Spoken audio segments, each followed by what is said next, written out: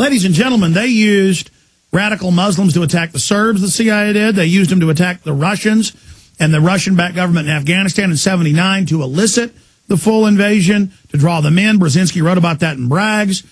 They caught the British SAS in 2006, dressed up like Arabs, shooting at U.S., British, and Iraqi forces in Basra. We're going to put up some photos of them caught with the fake beards. This is admitted. Israel, Haaretz has the headlines. Israel created fake al-Qaeda, staged fake attacks in Israel as a pretext to end peace deals. This was being done in Iraq, the IEDs, to blame it on Iran. They kept trying to frame Iran. It kept coming out in the news that it was U.S.-made weapons, the components. Now, I want you to know, if you're listening, there's a good chance there was some real mujahideen, as they're called, or the military calls them hajis, trying to kill you in Iraq.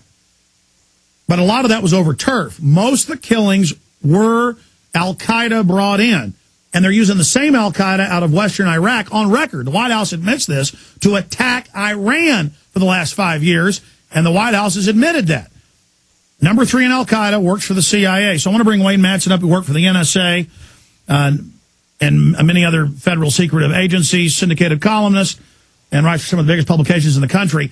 I wanted to have him on because he put out stuff that is a new development about basically hajis being brought in, jihadis being brought in out of Afghanistan, the same group they brought into Pakistan in the airlift of evil after the U.S. took over Afghanistan. That was a stage takeover, 2001. That was in the Times of London. So this is all really hidden in plain view. Wayne Madsen, break down the facts here for us. Well, I was told by a very credible source that in 2007, a 40-foot-long tractor trailer was stopped on the Qaida Bridge in Baghdad. And when the Iraqi police looked in the back, they found about 30 to 40 Taliban fighters from Afghanistan. They said they were brought in by the United States to create mayhem. When the U.S. forces showed up, they told the Iraqis, let these people go. So here we have again another one of these cases from, like I say, a very credible source. I was also told and shown a list of members of Muqtada al-Sadr's Mehdi army that were constructing these IEDs. And again, nothing was done to shut down this, what was called a bomb-making cell. Again, in the Qaida district of Baghdad, the same location where the Taliban were stopped. So we have at least 2 well-documented cases where U.S. forces interceded to basically look the other way, take no action against... well, it's more than that, Wayne. Right. I mean, if you're saying they're bringing in Taliban, which has been confirmed separately in the past, and they're using those Wahhabist-connected people out of the west of Iraq to attack the Iranians, you're saying they're also funding Shiite al-Sadr? Yes, absolutely. Now, that's not to say that Iran's government was involved, but certainly there was an active role by the United States in allowing some of this stuff go on. And how many U.S. troops and coalition forces, and let's not forget the Iraqi civilians who were killed in these explosions, these car bombs, these roadside bomb attacks. Why would they want to do this? Why would they want mayhem as a pretext to keep the forces there and then stop the staged bombings and say, oh, look, the surge worked? Well, of course, what we heard from the people like Cheney and the neocons was we can't pull out because, look, we got al-Qaeda now, called al-Qaida in Mesopotamia, a group that never existed before we got there. I would also note that the neocons and the Bush administration always said that these irregular forces, these insurgents, were coming across from Syria. And I was told by very good sources that they were coming from Saudi Arabia. That was the border that they were crossing, and not Syria. But of course, they needed an excuse to try to hit Damascus and occupy Syria after they did that to Iraq. Wayne Madsen, this is just adds to the mountain of evidence. I mean, you're an expert on this. Can you go back and talk about with Brzezinski? I mean, he's written 2 books bragging about it himself, bragging how they use these Wahhabists mainly, but you're saying also Shiites. There's evidence to always stage events all over the world to destabilize or topple governments, and tie that into what happened in Basra with the SAS caught dressed up as Wahhabists running around shooting at British and Iraqi forces? Right, and I would also note that today in the Financial Times, Brzezinski's got a column where he's urging Obama to take a tough stance when he meets with the President Medvedev in Moscow very soon. And I would note that we were also behind some of the Chechen guerrillas that were attacking Russian forces in that country. There were links to Turkey, which is a NATO country, and also to Saudi Arabia. So this not only happened in Iraq, but also in Bosnia and in Chechnya.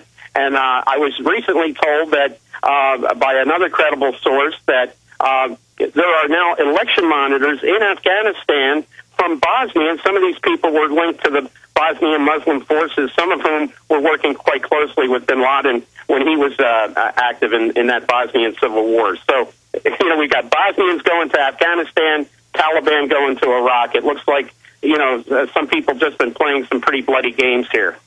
Without getting too much into your sources, I mean, most of this is already mainstream news. This is just another case that you're going over. And I've talked to the troops that have talked about how they catch or kill these Wahhabists and then get in trouble and are told to stop it. And the Marines have caught Israelis and others as well carrying out these type of attacks dressed up like Arabs.